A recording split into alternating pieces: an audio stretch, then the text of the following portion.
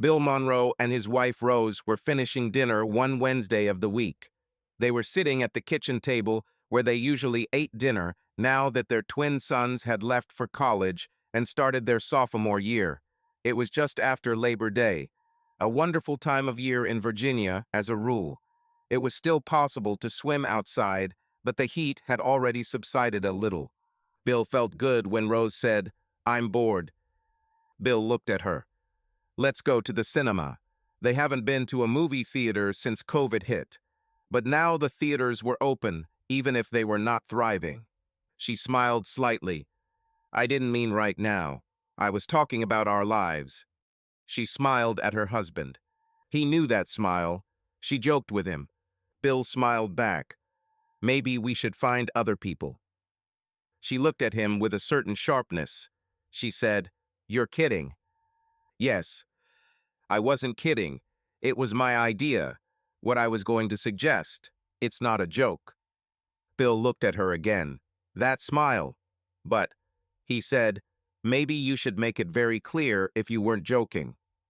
Both of them were lawyers. Rose worked in her own firm, which focused primarily on family law. This meant divorces, mostly.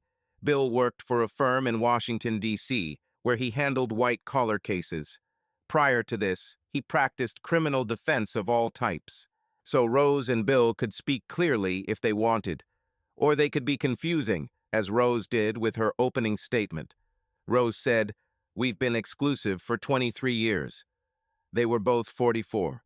And, "Now you don't want it?" Bill began to feel more than just irritated. His tone reflected this. "I want to experiment." "With sex?" "Yes. Sex with other people." This was already a statement, not a question. "Yes." Rose didn't lower her eyes. She didn't seem unsure. Her behavior was the same as in meetings with other lawyers. Bill didn't lower his eyes either. He looked straight into his wife's eyes. He nodded to indicate his understanding. He said, "Your proposal is..." She said, "I want to be able to date other men. Within our marriage. No divorce. No separation. Just a little. Side action, if you will." Bill didn't say anything. He still looked into his wife's eyes. The eye contact lasted what seemed like an hour, but was actually less than 2 minutes. Then he stood up and slowly walked out into the backyard. Rose watched him. She expected him to stop by the pool, but he didn't stop. He walked past the pool, past the basin house, and left through the back gate. He was in no hurry, in no hurry. It was a sedate step. Rose didn't expect. Well, not this. Possibly an argument, anger. She was annoyed that he didn't express any of this. He showed no emotion. It was like a business meeting. She planned to start with this approach and then mellow out. But he simply matched her stoicism and left. It was alarming, to say the least. She prepared for the conversation as if it were a trial. She collected her arguments and tried to anticipate objections and reactions. But he confused her.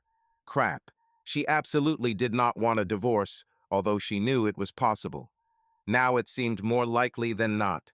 Bill was shocked to the core. But he was trained to hide such things, and he was very good at it. But he knew he couldn't maintain this behavior for long. So he left, and he kept going.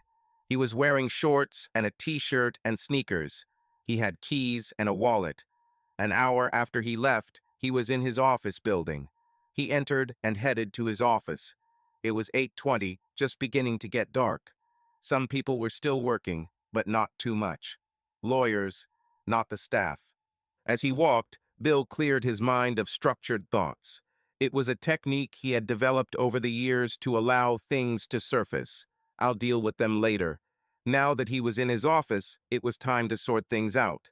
As he walked, the things that popped up were mostly images of his life with Rose and the twins. But there were other things, too. Rose dancing with a young guy at a New Year's party in her office last year. 4th of July picnic that year when Rose went away for a while. Their vacation is on the beach. Rose's bikini was smaller than ever before, and she looked amazing in it. She attracted the attention of men. Bill was proud of it. But sitting in his office, He found himself crying silently, choking on tears. Bill was 6 feet tall with a medium build. He had long sand hair, brown eyes, and big hips. He was faithful to Rose throughout their marriage, although he had chances to cheat quite often. Until this evening, he had assumed that Rose was faithful too. Now, Rose was also quite tall, but with a slender figure and a beautiful face, adorned with a mop of dark brown hair, often messy. She looked much younger than her age. Bill was sure she had a chance too. He thought that perhaps it was some such chance that prompted her proposal this evening. He wondered if she had acted yet, because when he analyzed his impressions, his analysis was that she had someone specific in mind when she made this proposal. He didn't believe that her passion was limitless. There was some guy to at least activate this passion. He also came to the following conclusions. First, Rose was unhappy, to some extent, with their life together, probably with sex. Second, Rose will make an effort to change this, and she will not answer minor changes. Third, it is very likely that she will have sex with another man or men. Fourth, it is unlikely that she has already done this. So, he had to decide what he wanted under these circumstances. It was clear to him that his ideal was for this to never happen. And what? He assumed she was proposing an open marriage. Both are free to change. If not, the marriage will end, and she would know it. So, open marriage. He began to think about what he would do if this agreement took place. There were 2 women he would like to play with. One was a younger, single woman, Mary Clifford, a fellow volunteer at the food bank and shelter where he worked twice a month. He knew that she was interested in him, despite his marital status. The second was another lawyer at his firm, a divorcee, about his age. Nora Stanton, beautiful. He always had the impression that she would agree to his proposal, especially if he told her that his marriage had opened up. And he knew that there were other women who would be open to him. But there were many, many men who would have happily slept with Rose. There are many more of these than there are women for him. He decided that he needed to gather information without asking Rose.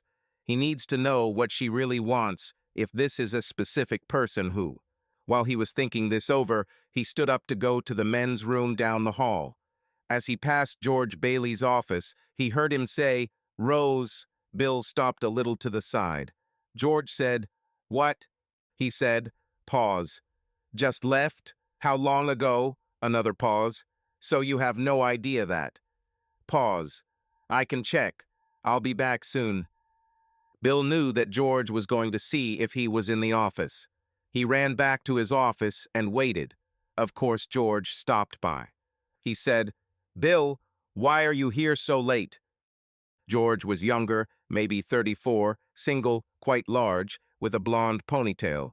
He was a partner, but only recently. Bill didn't want him at the firm, but they outplayed him. Bill believed that George's presence in the office was disruptive because he was sexually involved with 2 women on staff.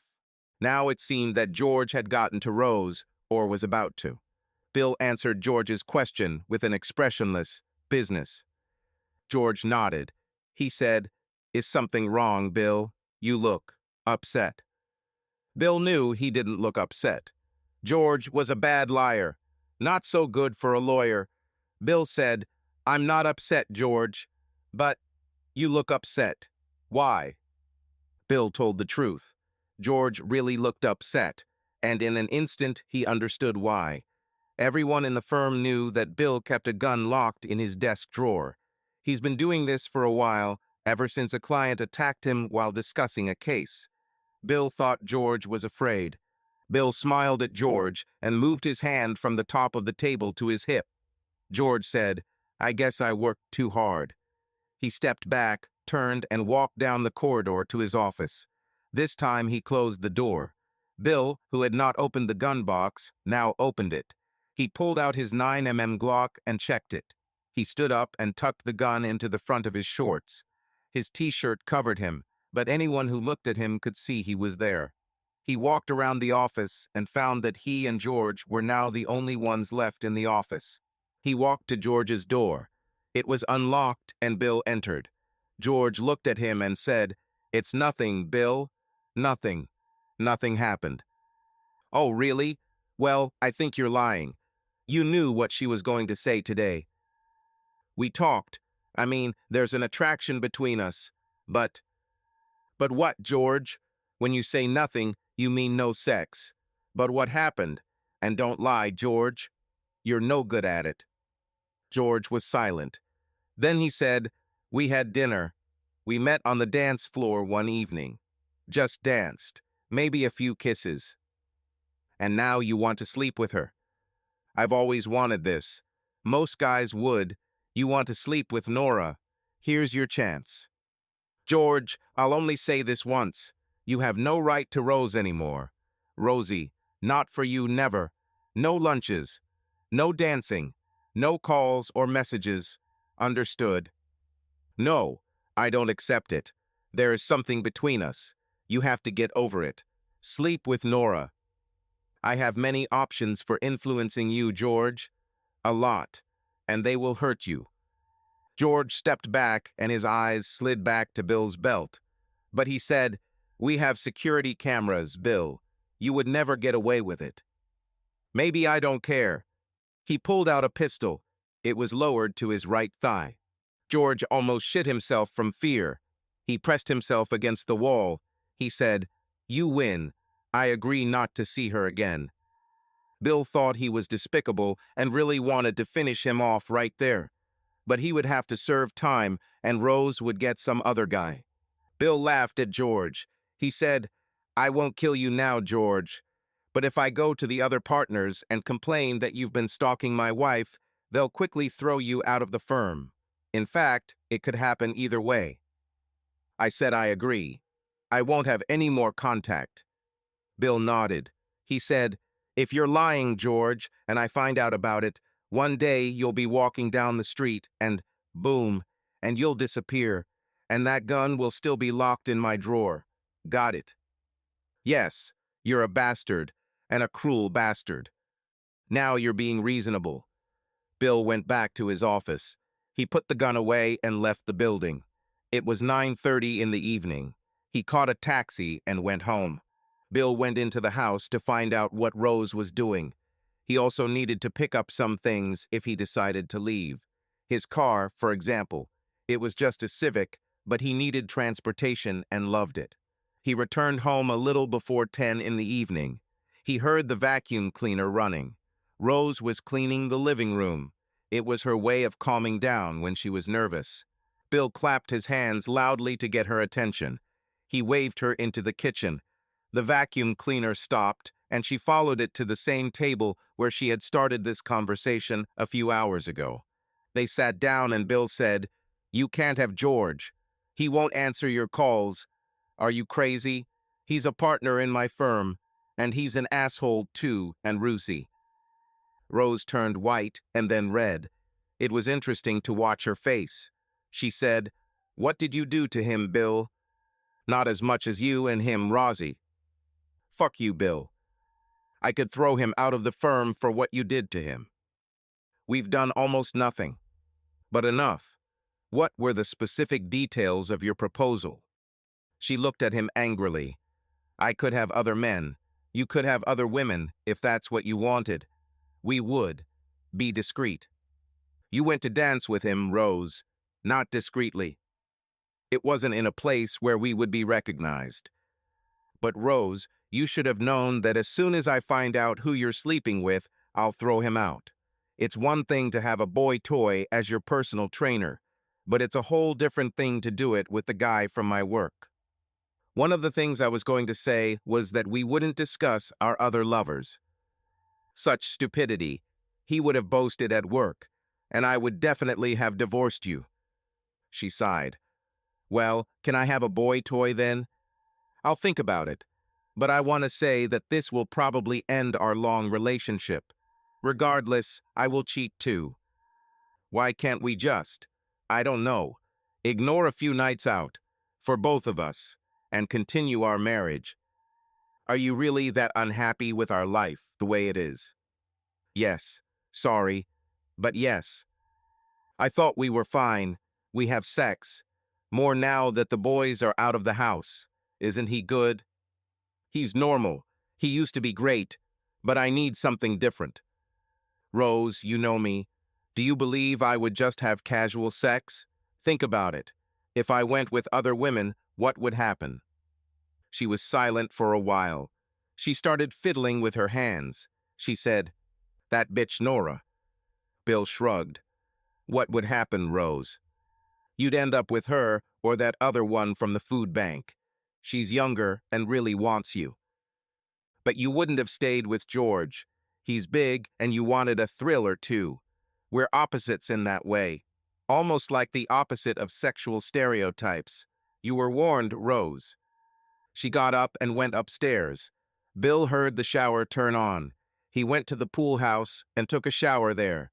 He wrapped the towel around his waist and walked back into the house, going upstairs and going into their bedroom. Rose was in bed under the sheets. They made love. They were falling asleep when she said, "That was great. Thank you. But it doesn't change anything." "I know, it's sad, Rose. It doesn't have to be sad. We'll see. I have some decisions to make. Please don't secretly cheat on me." "Okay."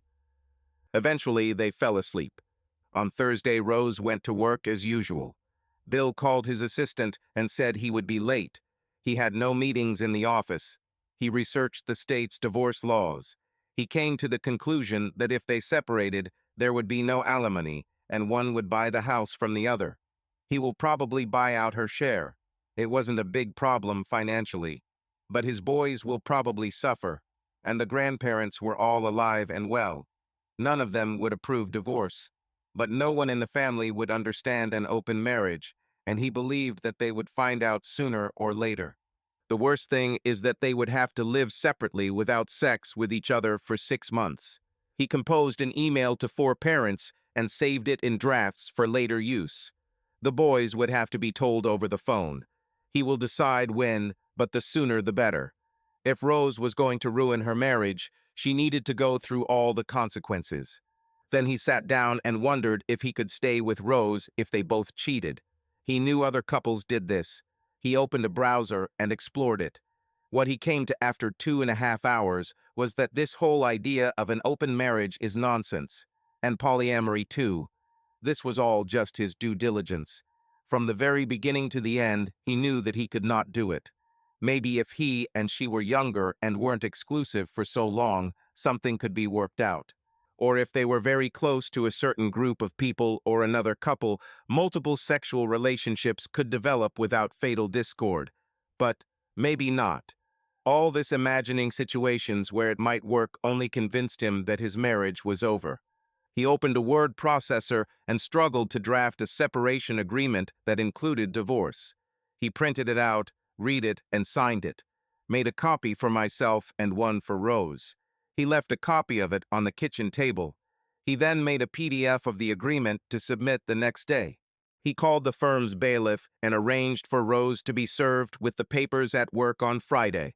Afterwards, Bill felt exhausted, but he went to the pool house and looked around. There was a futon sofa, and he made it into a bed. It was a double room. He needed sheets, a clothes rack, and a chest of drawers.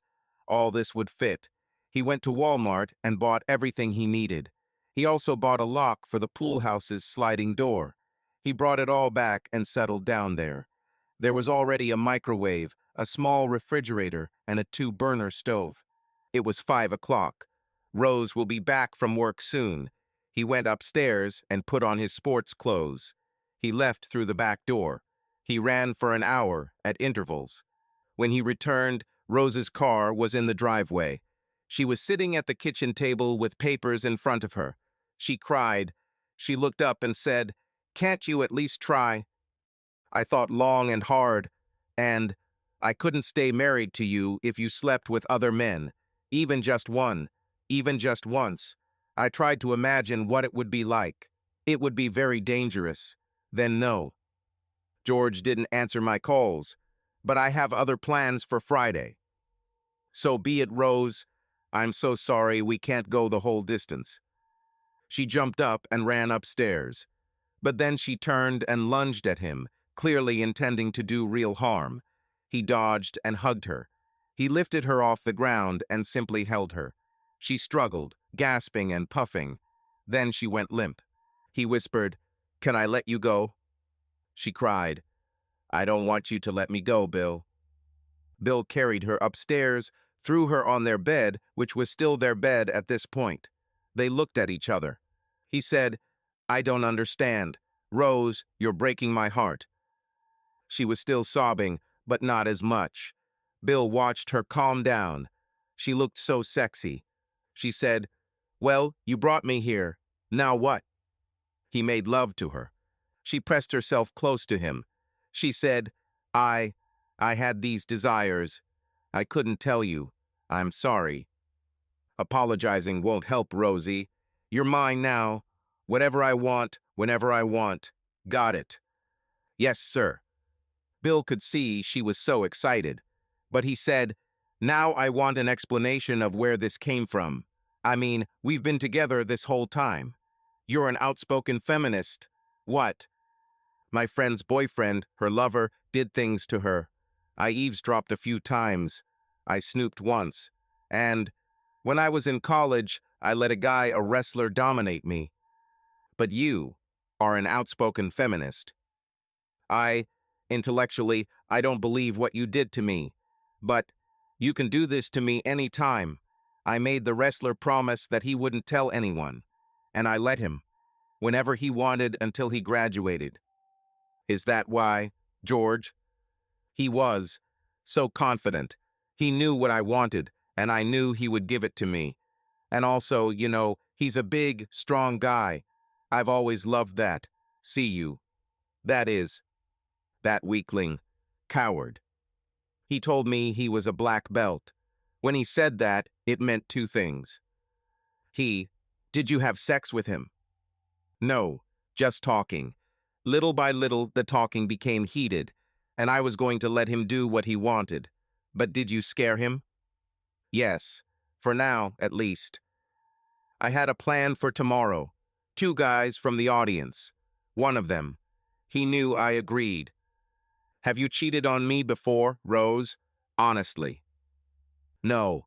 I somehow suppressed it all. We had boys, but now they're gone, and I saw this video on my phone.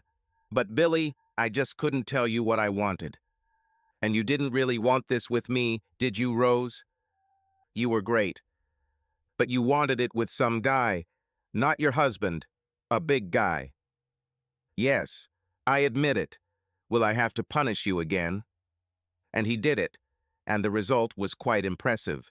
They played all evening and fell asleep. On Friday morning, Bill woke up and took a shower. Rose joined him. Then he told her to prepare breakfast. She was getting dressed for work in the bedroom after breakfast. Bill looked at her. Her bottom was red. He pointed at it. "It hurts?" "Yes, a little." "No panties today. I want you to always remember who controls you." "Yes, Bill." She dressed without panties, and they went to work. Without panties at work, she quickly got used to it. She knew why she had these submissive desires. However, she didn't know what to do about it. She was absolutely sure that submitting to Bill would not be satisfactory in the long run. She felt like there were some men, not many, who could see what she wanted and what she would do. And if she had met one of these men when Bill was not around, she would have become his obedient woman. Sooner or later, this will happen. It was a dilemma. Bill also had some second thoughts about dominating Rose. It was fun, that's for sure, but he didn't think he could stand it for long. This woman had been his wife for many years. The things he did to her on Thursday night were so humiliating. Part of his satisfaction came from seeing this as retribution for Rose ruining their lives. He concluded that he could push things a little more, but also that there was a limit. He wanted marriage, not a master-slave relationship. He didn't see how the two could be combined. But he decided to try because the alternative was bad. On Friday evening, when they returned from work, Bill ordered pizza delivery. He and Rose were careful with each other. Finally, after the pizza arrived, she said, "I enjoyed it last night. You did too. But—" He interrupted her. "But it's not a permanent solution, right?" "No, maybe a partial solution. She gave him a sexy smile. She said, "We know each other so well, Bill. Well, maybe I know you better than you knew me, but I know that I am in control of our sex life. Always have been, right? Right? Yes. Why, though? Why do you let me control you? I don't know. It's not like you always get what you want. But that's basically it, isn't it? Who's in control now, Bill? So, that doesn't mean you can break your vows. And I don't crawl around and grovel like you do. You just have some control. I can break my vows if I want, anytime. The only question is what you will do. I told you, Rose. We'll finish. You didn't say why. I mean, I wouldn't throw it in your face, unless you wanted to hear about it. I don't see how it could work. Even if we never talked about it, I would know. You would have sex with another man, or men. Eventually, everyone will find out. So, you'd be embarrassed. Yes, yes, I would. Even if you slept with Nora. I couldn't. Keep my own wife. All I want is one or two more of these. It's not much if you get the same concession. Yes, it is, Rose. Rose deflated. No solution. And no sex now either. Bill walked out onto the patio. He sat there, considering his options. He concluded that he had only one option to file for divorce. Rose was going to cheat. They both knew it. They went to bed almost without talking. Bill then said, "I know you're going to cheat. I'm asking you to wait until we get divorced." She hissed, "Fuck you, Bill." He hissed back, "Don't sleep with me again, Rose. Never again." She got up and left the bedroom. She didn't return. Bill assumed she was sleeping in the living room. The weekend went pretty much the same way. They were cold to each other. On Sunday night, Bill asked her if she could refrain from cheating until they divorced. She said, "That means 6 months of no sex for both of us." "I know, but I mean, I wouldn't want to be a cuckold." "You wouldn't be if you agreed to my proposal." "Listen, I'm going to draw up a separation agreement if we can reach one. Do you want a house?" "No, I don't know. Do you want to?" "Yeah, maybe we could just use separate rooms. I can move into the pool house. It could all be finished in a year. I'll buy your share of the house." Rose sighed. She looked at Bill, her husband of many years. She thought it was a tragedy. Her inclinations and his moral code simply did not match. And her inclination and his inclination also did not coincide. It was surprising to her that they lasted so long. She suppressed her submissive side. She even somehow dominated Bill. It was weak, but it was there. She thought she could go further with this. She could make him crawl. She had known this for some time, but she held back from it because she believed it would end them. She said, "I'll draw up a separation agreement tomorrow, but I won't agree to be celibate, and you don't have to be celibate. 6 months. No way. Well, I guess we could lie, still have sex." Bill said, "Let me think about it. Are you willing to lie?" "Maybe. No. I want other men. Soon. Then we won't have to lie." "Okay. Well, I'm so sorry." Tears rolled down his cheeks. She hugged him. "Me too. But we'll get through this, I hope." "We won't survive this, Rosie. We won't survive this." Rose drew up a separation agreement. It was simple enough. Asset division, Bill purchases a house as part of a divorce. She emailed it to Bill. He signed and sent it back. She took him to court in anticipation of a no-fault divorce. Everything was done in one day. On Monday night, she cooked burgers and fries for dinner. Bill then went to the pool house. It was a comfortable enough place, but he felt lonely and sad. Rose was upset too. But then she remembered. 2 guys from her gym. It was enough to erase most of her low mood. She watched some PBS and went to bed. Bill received a surprise on Tuesday afternoon. Nora.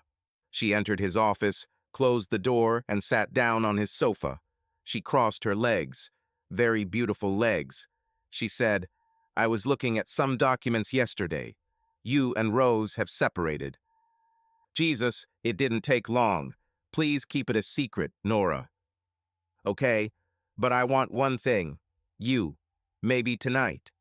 Nora was of Middle Eastern descent, with dark hair and a beautiful, plump figure. She was also smart and lively. Bill often thought about what she would be like. But he said, maybe I'm not really. Bill, I'm guessing this breakup is about Rose. She's a warrior, right? Yes. I want to sleep with other men. Open marriage. These were statements, not questions. Nora, you are very perceptive. But still, I'm sure she'll be on a date by this weekend. You and I can beat her to it. Let's see how she can take a hit, not just throw one. And, Bill, you're going to have a fantastic time. She said, I'm at 7 o'clock. I'll cook something you'll really like, but we don't have to eat at all. She sang it. Bill remembered this from Taj's album. Nora gave him a sly smile, turned and walked away, swaying her hips. It was effectively the end of the day for Bill. He lost concentration. He left at 5, and Nora was there, getting into her Beamer in the parking lot. She pointed at him. Question. He nodded. They left. Bill went home. He thought carefully before giving Nora the thumbs up in the parking lot. He suspected that Rose and Nora had some kind of contact, perhaps even an arrangement. But he didn't know this. He thought it didn't matter in the end. If Rose set him up with Nora, then so be it. She wanted to cheat so much that she would arrange it. Bad outcome for him. She left if that happened. But if she didn't, she'd be in for a surprise when he left for dinner with Nora, and he wondered if Rose could take the hit. She wasn't at home when he arrived. He arrived a little earlier. He packed his overnight bag and put it in the car. Rose came home around 5:40. She came in and asked, "What are we doing for dinner?" Bill found this strange. This was not her usual question. "I'm going out for dinner. You're on your own." "With whom, I mean?" "I'm going to the borough. I think you already knew that, Rose." Rose blushed. She didn't say anything. So Bill understood what was happening. He said, "Rose, never here in this house. If you do that, I will react very negatively. Understood? I don't see why. This is my home too. If you do this, our agreement on the house will be void, and other unpleasant things will happen. It's not fair, Bill." He screamed, "None of this shit is fair. You sleep with someone in this house, and you'll know what real injustice is." Rose retreated. Okay, damn. Before I leave for the date you set up, I want your word on it. Not today. Never. Is that clear? Yes. Did you plan to do this here today?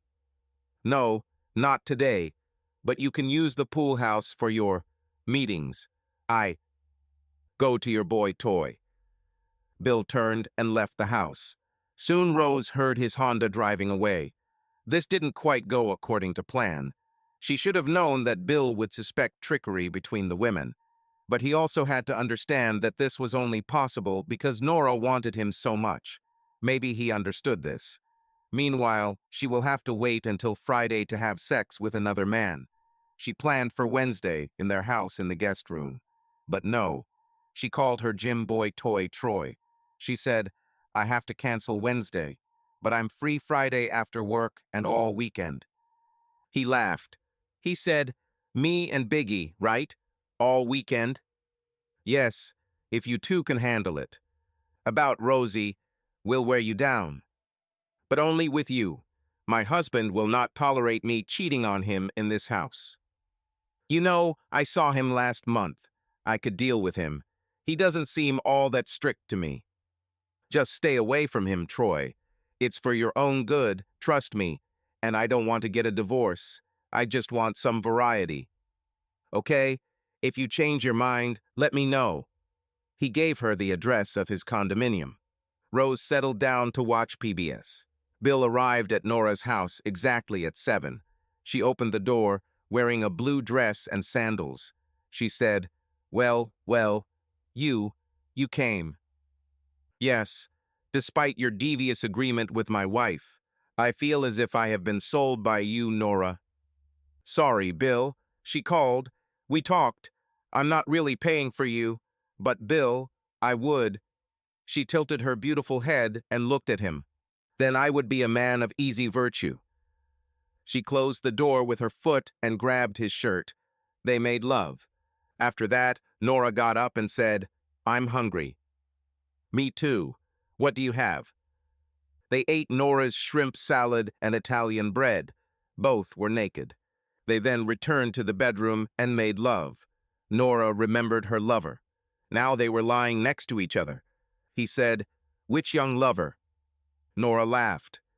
You don't think I kept it clean just waiting for you, do you? I have guys who like me. I suppose, but young lovers? Women in their 40s, sometimes like younger guys. I guess that's what's going on with Rose. She wanted George. I stopped it. Now, according to her, she has 2 boys. Oh, I understand. I don't know where she is. Found it. In the hall, silly. That's where I found mine, although I've never had 2 at the same time. They tried to act normal at work. But after lunch, George came into Bill's office, ostensibly to discuss business. After this discussion, George said, You slept with Nora. Bill didn't say anything. George said, All bets are off. Bill said, Not like that, George. I feel the same as before. No contact. George looked at him. While this duel of glances was going on, Nora entered the office. She said, Boys, don't fight. George flew out of the office. Nora said, What? Bill replied, George is very perceptive. He thinks we hooked up. He wants Rose. What did you say? No, I said no just like before. Why? Because he's an asshole. And he would brag about it, right? Yes, maybe that's the reason now. He was one of my boy toys, Bill. I stopped it. He's jealous. Oh, he was. She laughed. He's very good at sex. So are you. He's younger and bigger. That's what boy toys are, but they're not just eye candy. I stopped it because he was an asshole. It was at the very beginning when he came here. It's long over. I still don't want him to sleep with my wife. I agree. Bill, we had a wonderful night last night. We can do it again. But you know, I've been divorced for 12 years. I'm not looking for a permanent husband. Nora had a son, Timothy, who was in college. Her ex-husband Henry lived nearby. They shared custody. Bill wasn't thinking about permanence, but he had to admit that he could achieve this with Nora. He said, Got it. You know, Rose is going on a date Friday night. She says, and I'd really like some company. It's a date. Let's go dancing and have dinner, and then come back to me for the horizontal mambo. She gave him a lewd smile. It sounds good. He grinned at her. Rose was at home when Bill arrived on Wednesday evening. He entered through the front door, but only to go into the pool house. Rose stood in front of him. She said, You and Nora? Yes. You arranged this. I'm sure you'll get a report. You know, Rose, you and I are completely separated now. This is all a conspiracy. Even if you said you'd stop, I'd still leave. As for me, right now and forever, you and I are completely done. Bill went to the pool house. Rose was stunned by his reaction. She thought he would soften after sex with Nora. Wow, that wasn't it. She sat down at the table where she was preparing a roast for 2. She remembered the events of the last few days, and I saw everything through Bill's eyes. She realized that she was engaging in magical thinking, deep self-deception. A deep, intense depression washed over her. She was mourning the loss of her marriage, something she never intended to do.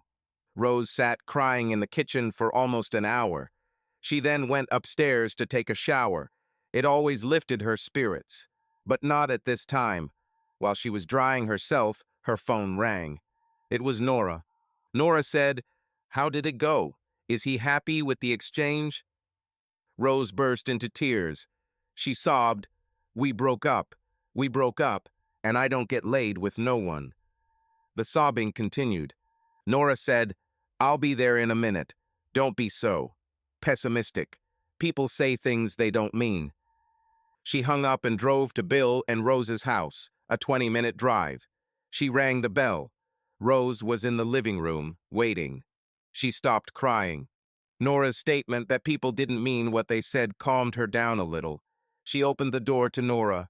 They hugged as the door closed. Rose started crying again. "That was such a bad idea, Nora. So bad." "Calm down. You haven't slept with anyone yet. Let's see what we can do. Where is he?" "In the pool house. I think he's sleeping there now." "What did he say?" Rose described it. Nora said, "He feels betrayed twice. First by the fact that you were going to cheat, then by the fact that you arranged it to do it. Oh, and the third time by me. Damn. I could cancel everything, I think."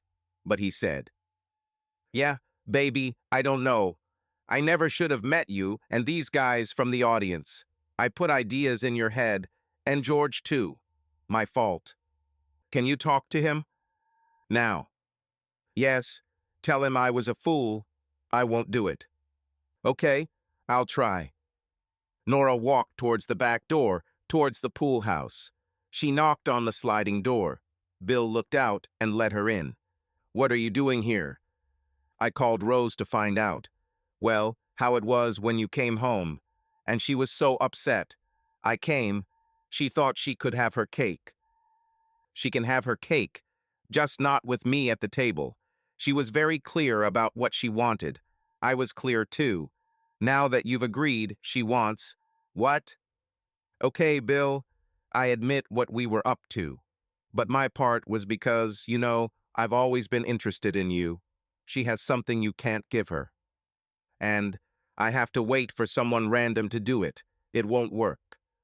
She says she won't do it. I don't believe it. She can put it off, maybe, but sooner or later she will do it. I have accepted the fact that she and I are not sexually compatible. We are no longer suitable for each other. You should see what happens if she tries it once, just once, then talk. You tried it too." "This is sophistry, nonsense." "Why? How would it hurt you?" "This will ruin us, Nora. Maybe I'm a creep for feeling this way. I can't do anything about it. Neither can she. So we're screwed. The sooner she realizes what she's done, the better." "No hope? At all?" Bill shook his head. Then he said, "If she does leave this weekend, I won't need you anymore, Nora. I didn't know you and her were so close." "We weren't. What about now? We both seem to have lost you." She turned and left. Bill changed his clothes and went for a run. Nora stayed with Rose. They were both drunk on Chardonnay.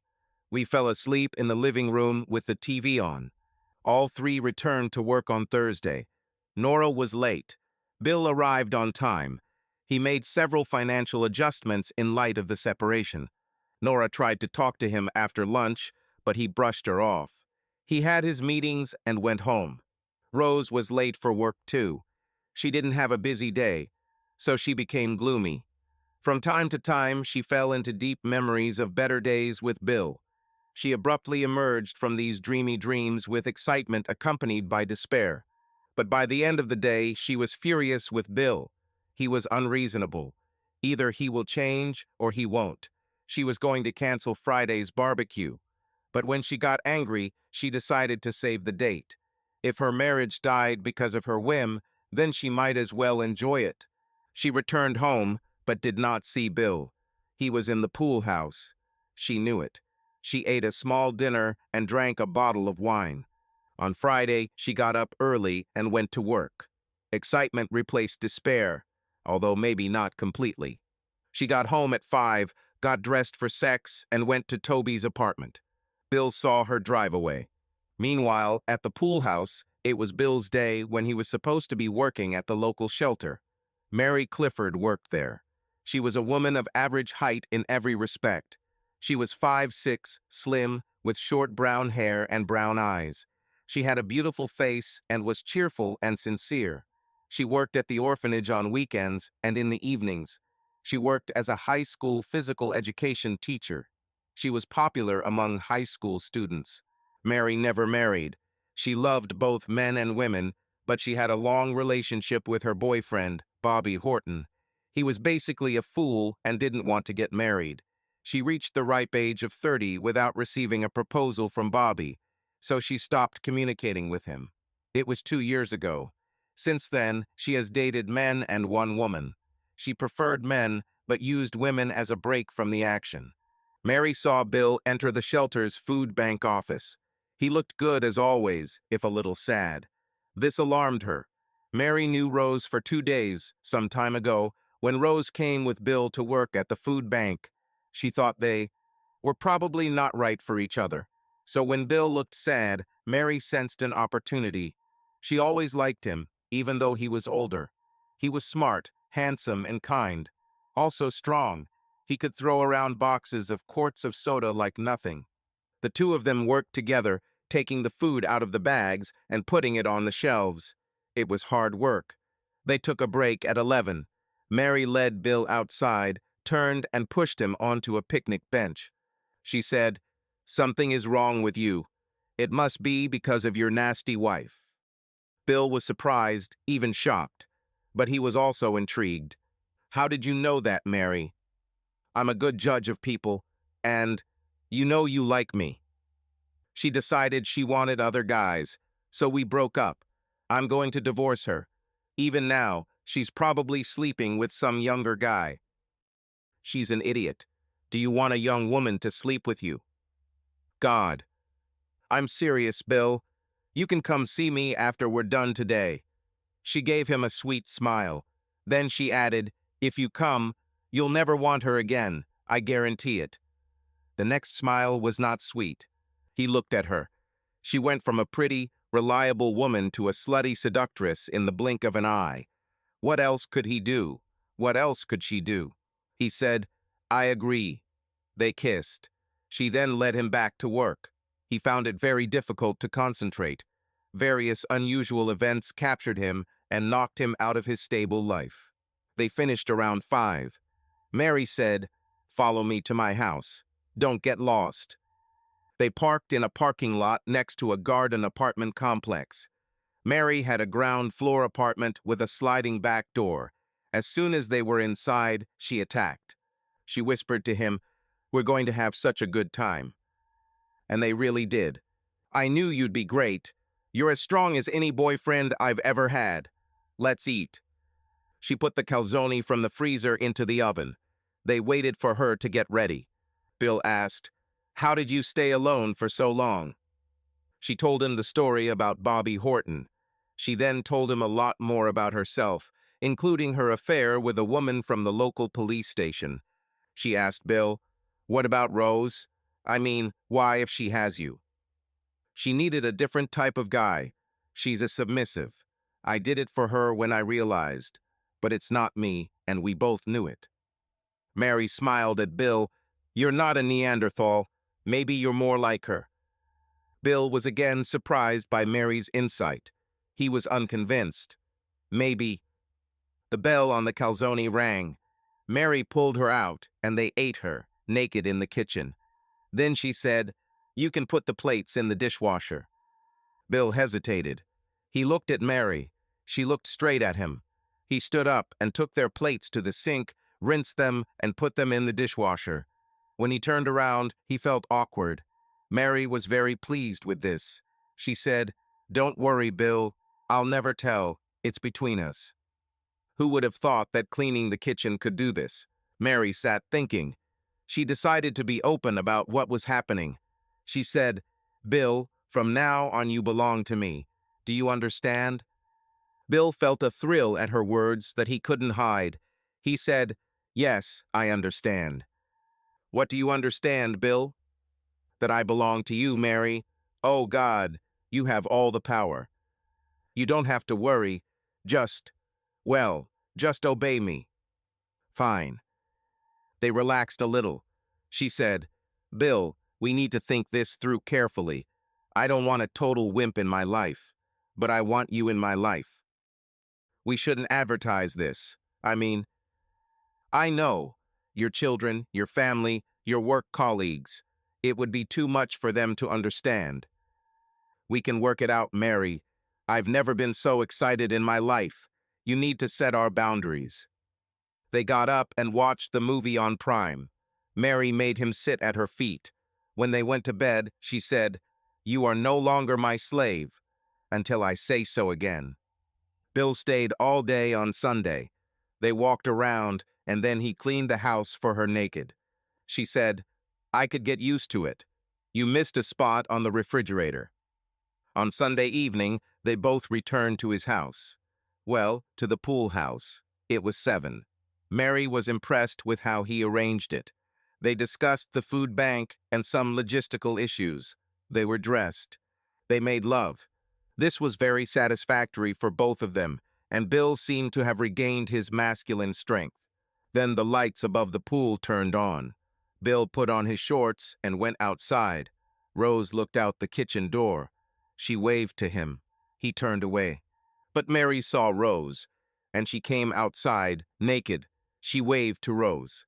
Rose went outside. She said, "Hi, Mary. I see you got him." "Yeah, just needed a chance."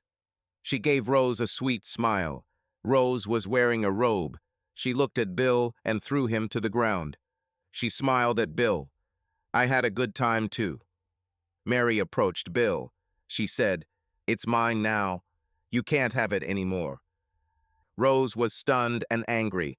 She was angry from the moment Mary came out naked. Rose ran inside. Mary saw this and said, "You're such a nice guy, Bill. I almost showed her the red marks on your butt, though." He said, "I'm glad you didn't. I think she got your message anyway." Mary laughed.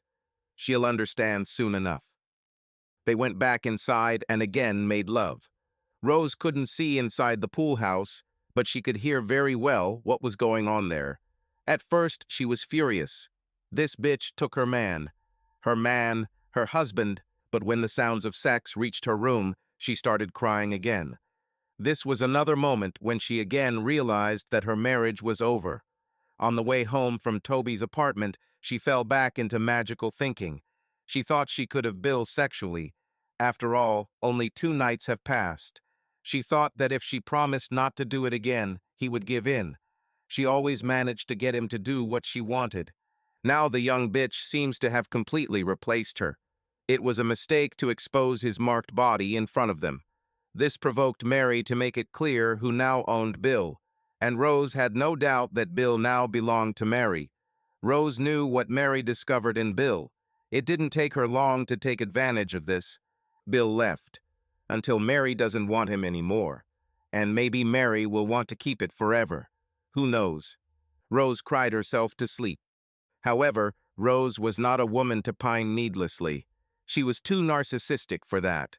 On Monday morning, smelling coffee from the pool house, she got dressed and went to work.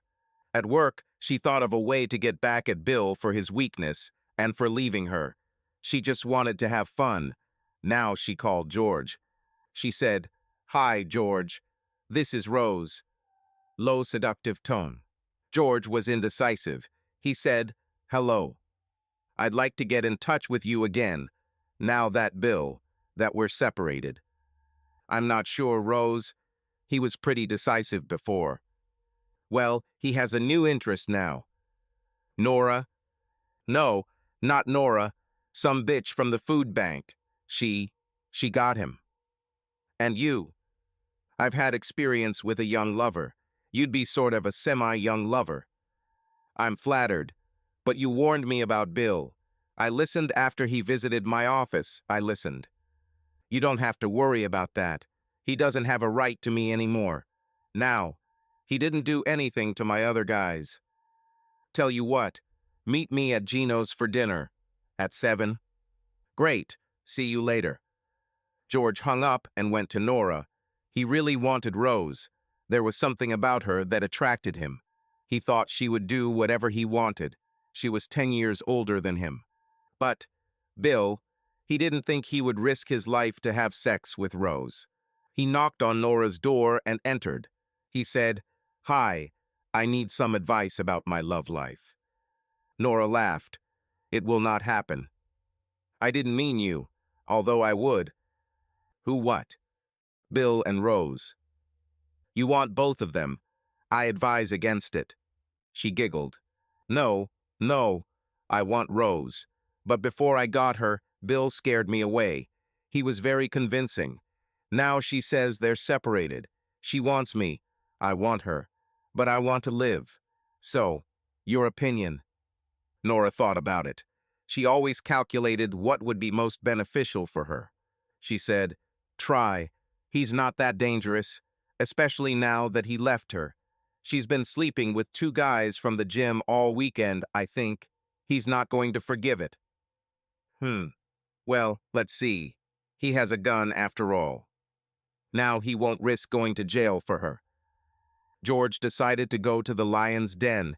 He knocked on Bill's door. When he was invited, George sat down and said, "Your wife called me today. She wants to meet. She says you two are separated." Bill thought about it. He said, "Okay, we're separated. I'm not going back to her. So, 2 things. 1, you have to keep this a secret until the divorce is finalized."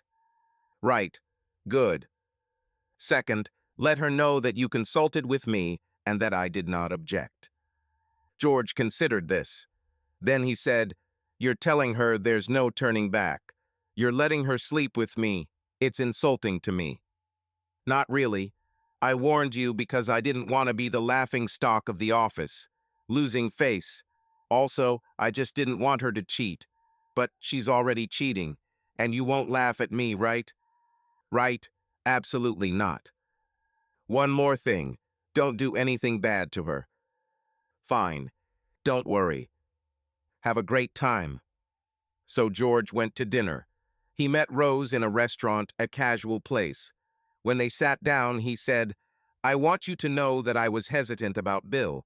But I asked him, if he would kill me for being with you. He said you could. Go ahead." Rose's face changed, first shocked and then angry. "I see. Well, Georgie, you're in for a good time. Let's have a light dinner." George grinned. They ordered salads and some wine. When they returned to his apartment, George took the lead. This was what she wanted, and he knew it. She knew he would like what he saw, and he really liked it. They spent the rest of the night. Rose was mostly happy at work. The sex was great, and she really liked George. Unlike Toby and Biggie guys she just used. But Bill, she couldn't help feeling sad about Bill. She really loved him, and when he entered her thoughts, he brought many good memories, and with them sadness. George went to work, a little wary of Bill. People change. But he didn't see Bill until noon. They met at the photocopier. Bill called George into his office. Bill said, "Are you?" "Yes," still unsure. "So how is it?" I I could be. She suits me very well. Not just sex, but it's great too." "Are you in love with her? So soon?" "It's not soon. We've had a platonic courtship for a while. I'm sorry. Pretty soon anyway. And she's older. As it turns out, I like it. I have my reasons." "Are you going to see her tonight? And other nights?" "Yes. She will come to me. I will cook.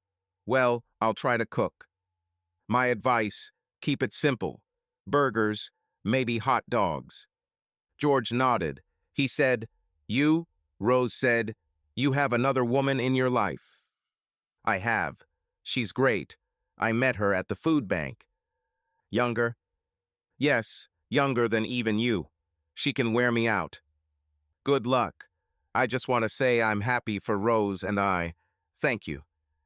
"George, she was going through some kind of midlife crisis, but you seem to be able to help her with that." "I hope so. You say she might cheat. I mean, to me." "I don't know. She's unpredictable right now." George cooked hot dogs, fancy ones that he bought at the market. He also bought a ready-made salad. This was okay because Rose wasn't particularly interested in food. She needed her protein. She got it. She slept with George every night that week, including Friday. She cleaned, cooked, made love all naked, and was mostly happy. George was more than happy. On Saturday, she needed things from home. George took her there. Bill and Mary were by the pool. No one could see the pool from outside the site, so they were naked. Mary wanted a tan all over her body for both of them. As Rose went upstairs to gather more things, George walked to the sliding door and looked out at the pool. He was quite impressed with what he saw. Bill was clearly in good shape and Mary was really hot, like a cheerleader. George stayed out of sight, but Bill noticed him. He got up, put on his shorts, and went to find out. He told Mary to put on a robe. George felt a surge of fear as Bill entered the house. But Bill couldn't be armed. So George said, "Hi, Bill. We just stopped by for Rose to pick up something." She could have warned me. I mean, you came with her. Mary was sunbathing. I saw it. She's sexy. Rose, who came into the kitchen, said, "Who's sexy?" George jumped. Bill laughed. He said, "George got it. Mary." Rose hugged George from behind. She said, "Which of them is the handsomest, George?" "You, Rose, without a doubt." Bill said, "Doesn't that make you the evil queen from Sleeping Beauty, Rose?" Rose was annoyed for a moment, but then laughed. One of the main things she liked about Bill was his quick wit. She still liked it. She said, "No doubt about it, I'm evil, Billy." She smiled at him. George felt uneasy. Bill noticed this. He said, "Why don't you two stay for lunch? I'll cook." He liked George's awkwardness. George just wanted to leave, but Rose said, "Great, let's go out to the pool." George felt that the situation was getting out of his control. He had to be in control, but he went to the pool with Rose and Bill. Bill said, "George, this is Mary.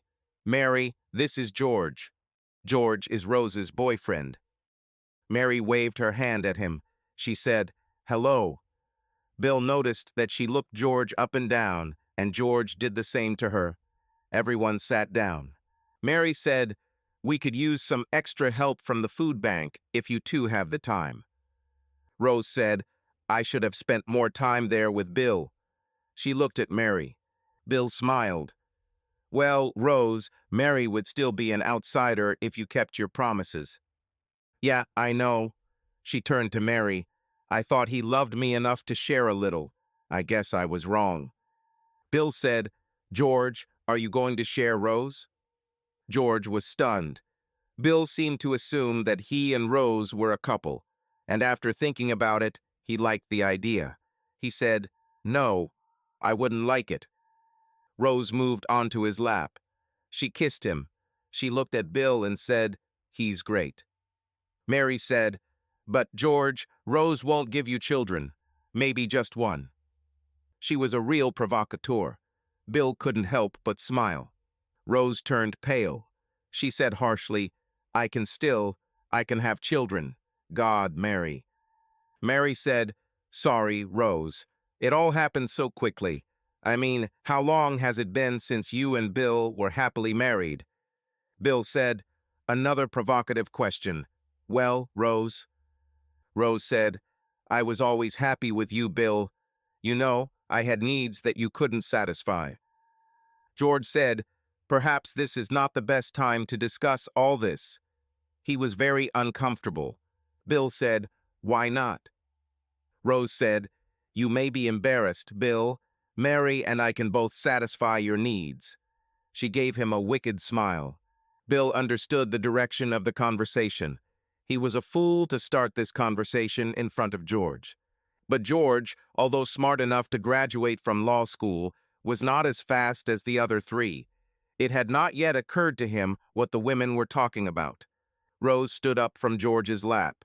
She saw that George had fallen behind the conversation. She was tempted. She said, "Bill is a subordinate, George. When we were together, I was always in control, and now he belongs to Mary. Right, Mary?" George looked at Bill and the women. He was surprised. Bill, surprisingly, was not angry. He was who he was. Rose continued, "But George, Bill couldn't do for me what you do. Make me crawl and beg. It's not in his nature for long." George smiled. You and Bill were sexually incompatible, both subordinates. Now Bill felt awkward, as predicted. He said, "I could do that. Sometimes." Mary said, "Not really, Bill. Don't be embarrassed. Just enjoy it, just like we did." Bill stood up. He said, "George, I don't want this to get out in the office. It's bad enough that you're sleeping with my wife." George grinned. He said, "My lips are sealed, Bill. Honestly." Rose saw her opportunity. She grabbed George's hand and said, "Come on, big boy. Let's go upstairs. We can use the master bedroom, because you're my master." She ran away from George, who hesitated. But then he seemed to realize that he was in charge. He ran after Rose. Bill was depressed. It all threatened to be too much for him. He knew he should have been angry about the way it all happened, but he wasn't. Mary stood up and walked towards the pool house. She said, "Come with me, Billy. Time to show me how submissive you can be." The next day at work, Bill walked into George's office and closed the door. He said, "George, I really meant what I said about keeping sexual matters out of the office. I know, it makes you look weak. You are weak, though." George looked a little smug. "In one sense, I am. But ultimately, that makes me dangerous, specifically to you. If I find out what you told me, I will deal with you. I won't tell. But you're divorcing Rose. People will know that we're together. Nora already knows, and I want to be able to go out with her. Dance, have dinner. All that. I don't see it as humiliating for you." "Me too. Just don't go around grinning." I said I wouldn't. "Well, maybe when we're alone." He grinned. Bill stood up quickly. George shuddered. Bill laughed at him. He said, "Smirks can be very dangerous, you know." He left. George was alarmed by his apparently deep-seated fear of Bill. It was that first day, with the threat of a gun. One-on-one, George could beat him maybe, but he felt that if he did, he would end up dead in an alley one day. He decided never to grin at Bill. Mary also went to work. She managed to spend class thinking about her personal life. One thing she thought about was that George was the most attractive man she had ever seen. She knew he had seen her naked. The thought of this worried her. She wondered what to do about it, because she thought she had long-term plans for Bill. He was older, but he satisfied her in bed, especially because he did everything she wanted. She had never been in a relationship like this before. She was careful not to go too far. He was a man after all. And he suffered from the loss of his wife because of her lust for handsome men.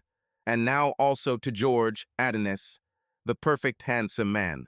However, when the four were together by the pool, she sensed that George was afraid of Bill. She wondered why this was so, because she was confident in her impression. The way he seemed wary, even nervous, around Bill. She wondered what Bill had done to cause this and was going to ask him about it. Maybe she'll flirt with George a little if they all get back together. After all, he had already seen all of her. Rose was mostly happy. She slept with George in their marital bed.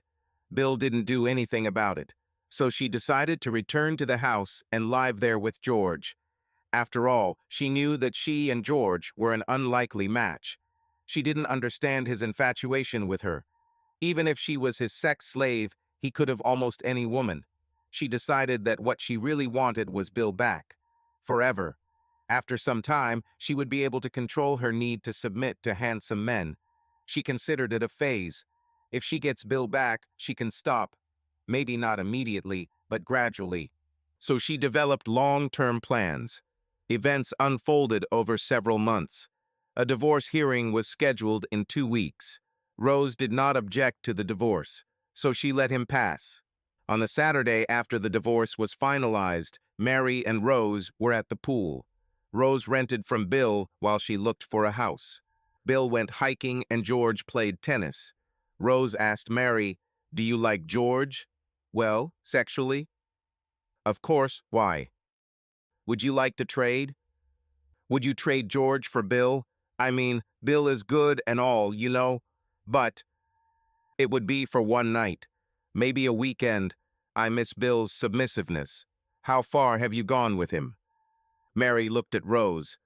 "Far enough." "Does he cook and clean?" "Yes, always naked." "Why, Rose? He doesn't want anything to do with you anymore. You left him. I like him. He's perfect for me. I needed new ones, so I got them. I thought he would eventually comply. I learned my lesson. And now you and George are living at his house when we hang out by the pool. This doesn't seem like a way back. You let the divorce go through." "Mary, I don't believe you want him for long. I want his submissive nature back. I'll give you George." "Oh, damn, Rose. You can't just give me George. He owns you. You and Bill come next weekend. I'll send George to you. You'll seduce him. Voila, I can see the way he looks at you." "Maybe he really looks that way, but you have something with him." "What?" "Mary, you're younger, just as beautiful, and he could start a family with you if you play it right." "And you think you'll bring Bill back?" "Maybe. I believe he is receptive to me, especially now that we are divorced. I am not his wife. There is no more promise to break." The following weekend, Mary took Bill to the pool house where he still lived. He was used to George and Rose living in his house. And what? They paid rent. Additionally, Mary made a big impression on his work when they went to a holiday party. He didn't care that George brought Rose. People seemed to accept it all. Now he was heading to a social event by the pool as the warm weather returned. He'd been worrying about it all week. Mary seemed different, and he didn't trust anyone, not even her. Lately, he's been thinking about their relationship. He didn't want a new family. He liked what she did to him. He loved her, in a way, not as much as I loved Rose. He admitted this to himself. Even if she became slutty, so is he, after all. It was sad. But Mary balanced everything. Until now, at least. Now he had a bad feeling. His gun was not in the house. It was hidden in a small safe in the pool house. When they got to the pool house, Mary made Bill take off his clothes. He resisted. They had to communicate with Rose and George. She insisted, and he obeyed her. He liked the idea that he was doing this for her, despite his own desires. It was part of his basic nature. Bill looked at the pool. George was lying there in his loose swimming trunks. Rose told him what she was planning, so he wasn't surprised when Mary went out with Bill. He was naked, and she was wearing a translucent robe. She sat next to George, who was staring at her, and paid no attention to Bill. Mary said, "Bill, go help Rose with the cooking." Bill knew what was going on. He turned and looked at Mary. She smiled at him and waved him off. "Go." Bill turned and walked into the kitchen. Rose was waiting. She wasn't sure if he would come inside, naked and vulnerable. She wasn't sure if he would leave Mary with George. But there he was. Rose was wearing a string top and loose shorts. Barefoot. She smiled at him. She said, "Bill, George is going to sleep with your girlfriend, and I'm going to sleep with you." She said, "Just like old times, huh?" He didn't answer. Meanwhile, Mary saw Rose leading Bill away.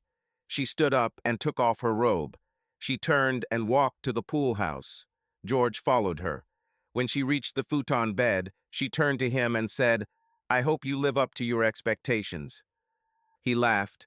He knew he would justify it, and he did it. Rose and Bill spent 3 hours in bed. Rose wore him down. Mary and George also spent 3 hours. Mary left after that.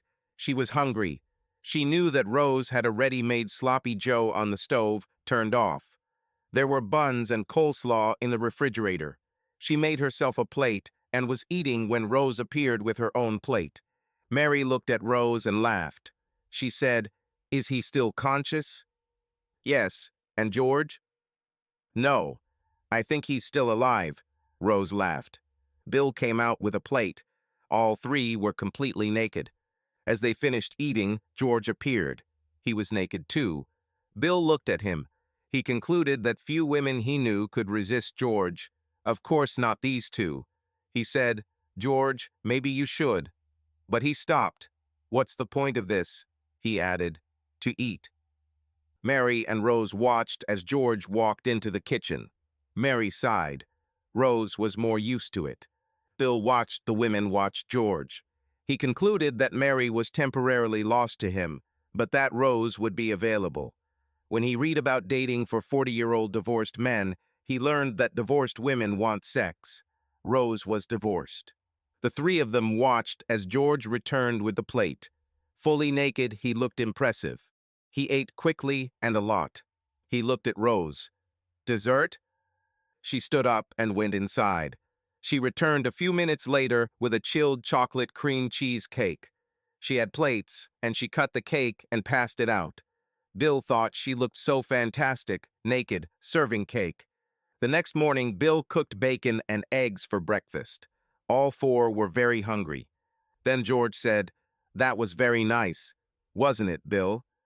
Bill knew that George was nervous about the possibility of gun violence, but he had already passed the stage of anger. He thought about George, who slept with his wife and his new girlfriend. He decided he had to keep George a little on edge. He also realized that he, Bill, needed to evaluate his own needs and desires. Bill, smiling at George, said, "I had a great time." His tone was calm, and his gaze at George was not very reassuring. George nodded. The women were both interested in the exchange, but weren't sure what it meant. Rose asked, "Bill, where are we all now? How is this all going to work?" Mary chimed in, "Yes, for interested minds." At that moment, everyone realized that, despite his weakness and apparent inferior position, it was Bill who was in control of the situation. He turned to Mary and said, "I'm in love with you, Mary, but do you want children?" "Yes, yes, I really want to." He turned to George, "You?" "Yes." George looked at Mary, and she looked at him. Mary asked, "And you, Bill?" "I'm past that. It was good for a while." Rose chuckled. "You felt great last night." He said, "That's right, Rose. Despite all my suffering, we can talk later, you and me." Then he looked at Mary and George. All four were naked. Bill said, "Mary, why don't you and George spend some time together to see how this might work? You barely know each other. Well, except for the sex." Mary smiled at Bill. She said, "I'll always want you, Billy. I can't have George the same way I have you. But I've been thinking about how this might work in the long run. Mary, I once thought George was a jerk. You know, he was always chasing skirts, and my wife, but I think he'll probably hold on for you, and you'll never know how interpersonal relationships will turn out. I'd say give it a try, because to answer your question, I don't think we could continue like this without you looking for someone else. Or me, maybe." "Okay." She looked at George. She said, "Come on, big boy. Time to continue my thorough research." She led him to the pool house. She closed the sliding door. Rose laughed. She said, "I think George might be busy. So what now? You gave that woman away, Bill." Bill said, "I'd like to find a way forward with you, Rose. You're a woman of easy virtue. I admit, I've let go of my slutty side. It was always there, Bill, and you got a lot of pleasure out of it." "Yes, without a doubt. Rose, I forgive you for everything that has happened so far. I got a lot of pleasure from our parting. Nora, Mary." "I can't say I didn't get it." She looked a little guilty. Then her face hardened, and she looked Bill up and down. She said, "You're not George, but you'll go. He was dirty and never cleaned up after himself. And he didn't cook. Plus, you're a lot smarter." Bill laughed. "Really? You can spend the night with me or with him. Who do you choose?" "With him. Get used to it. We're divorced now. He's busy anyway. And Billy, I'd choose you over those guys from the gym, even two of them at once. Fair. Rose stood up. She pointed to Bill. Time for you to clean the kitchen. Bill said, Yes, Rose. 1 year later, Rose was dressed smartly as she walked down the aisle. Bill was wearing a nice suit when he followed her. They sat in the front row. The music started playing and Mary's father led her down the aisle. She looked like this, beautiful in her wedding dress. George wore a traditional tuxedo. His hair was pulled back into a ponytail. He looked at his bride walking down the aisle. Mary was delighted. She nodded to Bill and Rose as she passed by. She looked at her mother. She had a secret. The day before she came to Bill's house by the pool. Rose knew this. She gave Bill a one-time pass. On the morning of the wedding, Mary woke up Bill. Bill kissed her. If this guy treats you badly, you can always come back here. I know. The exchange of vows took place a little after 2 o'clock in the afternoon. George made the traditional oath to love, respect, and obey, renouncing all others. Mary vowed to love and respect George, to support him with all her heart, and to put him above all others. Rose and Bill noticed the difference, but George didn't. His mom noticed. His dad isn't. His dad was busy staring at the bride, and for the bridesmaids. Everyone danced with each other at the reception, which was held at a local hotel. George danced with Rose twice. Every time he was a gentleman. George's father danced with Mary, Rose, and 2 bridesmaids. He wasn't much of a gentleman, but he wasn't excessive. And he was big and blonde, like his son. The bridesmaids didn't mind him keeping them close. Bill mostly danced with Rose, but he also danced with Mary twice. He was a gentleman. But at the end of the last dance, Mary whispered to him, You are still a part of me, Billy, and I feel you. Mary and George left for the Bahamas the next morning. When Rose and Bill returned to his house after the reception, Rose looked at Bill and said, I saw you holding her close. Take off your clothes. Bill smiled at her and said, Yes, Rose. Subscribe to our channel so that your love doesn't cheat on you, and go ahead and listen to the next story, because this story is nothing compared to the next one. If you're under 18, don't even think click to the next one.